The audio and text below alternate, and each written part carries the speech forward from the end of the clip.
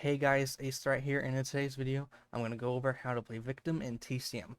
I played 37 hours on the tech test and got an insane 35 victim escape streak before I tried other things and died, which ended the streak.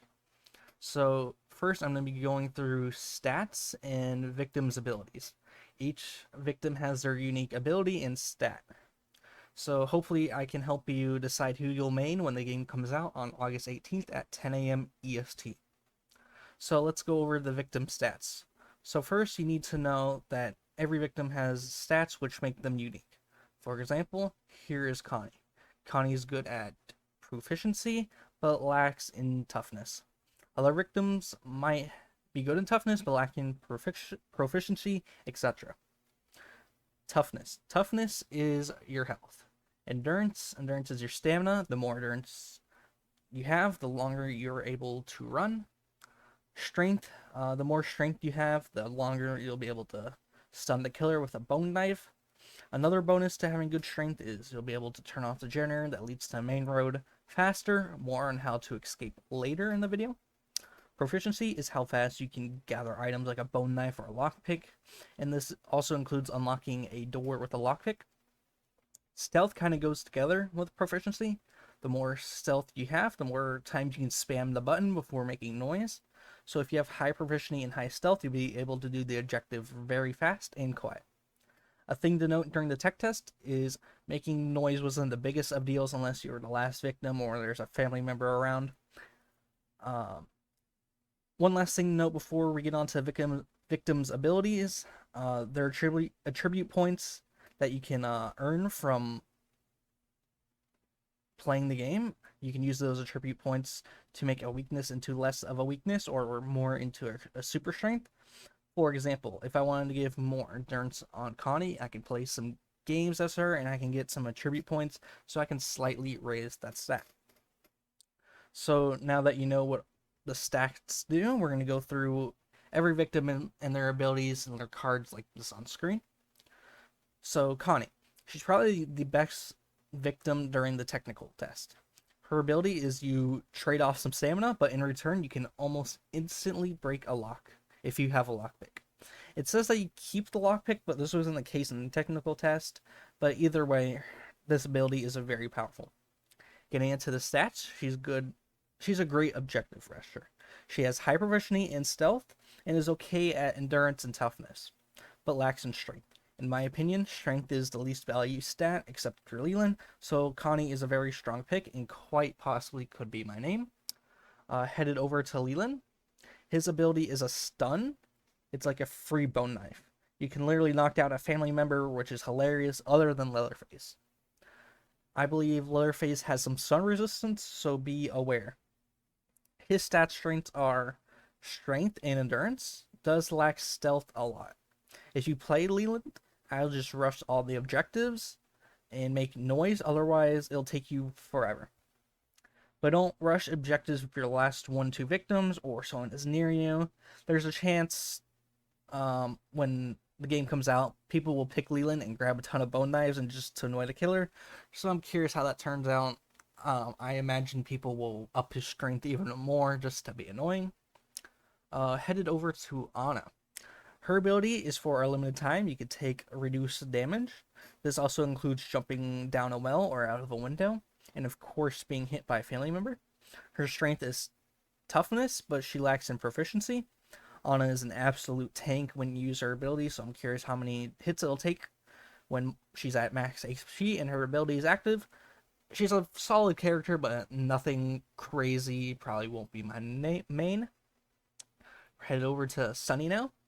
Sonny, I found difficult to get value out of his ability during the tech test. His ability is you can hear family members and victims within a certain range, and you get to know their exact location. It sounds useful, but in practice, I had a difficult time using it, and I don't get the reason why you need to know where a victim is. You literally have team comms. They should make it obvious that it's a family member or a victim.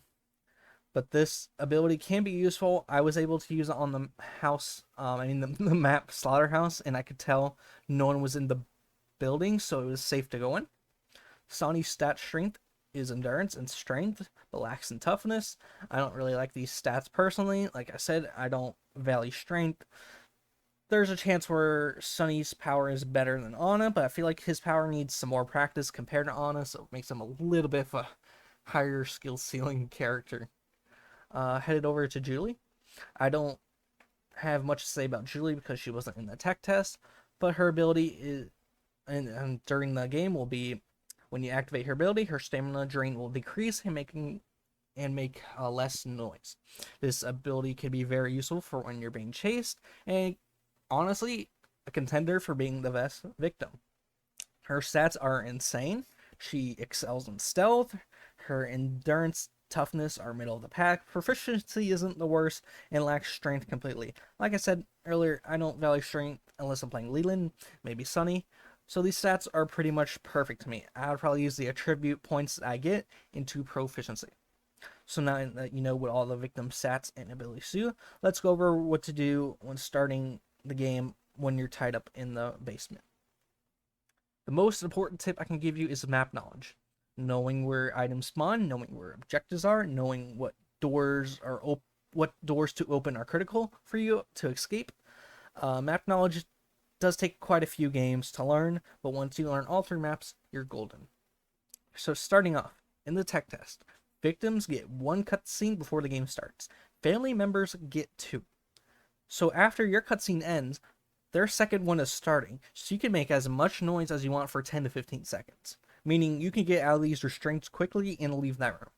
Do note that the developers might make a change to this because you can escape the basement in 1 minute into the game, and that's just rough for family members.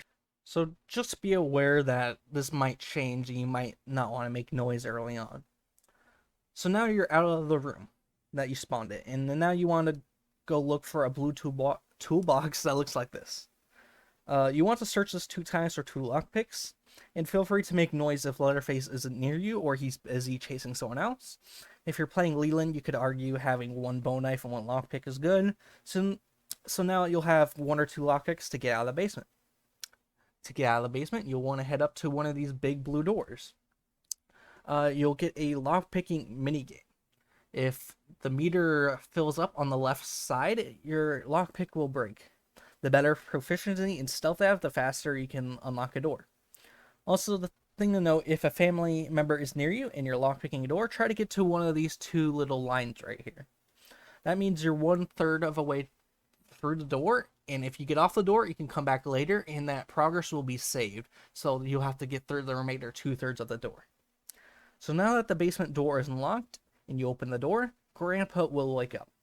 Grandpa wakes up if all the victims in the basement make too much noise, if a family member upstairs feeds Grandpa 100 blood, or you open a basement door. When Grandpa wakes up, you'll get a cutscene and he will roar. If you move during that roar, your aura will be revealed, and that's the worst thing you can do for yourself. Because if you move up the stairs while Grandpa's doing his roar, the family members will know where you're coming from because they'll see your aura. Now you're out of the basement. There's 4 ways to escape and win, being the main road, the back gate, the water valve, the fuse box. Like I said earlier, map knowledge is the key to know where these items are to escape and where the escape is. But I'll do a quick summary. The main road escape, you'll need to turn off this red generator right here. But do check and see if the main road light is green or red. If it's green, you can just run out there because they didn't turn on the generator. If it's red, you have to then turn off this generator. The back gate. The back gate has a lock on it, so you'll need to bring a lockpick.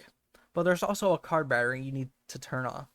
But like I said, you need to check if the gate is green or red. If it's green, you can just lockpick your way out. If it's red, you have to look right here and see that you have to turn off the card battery.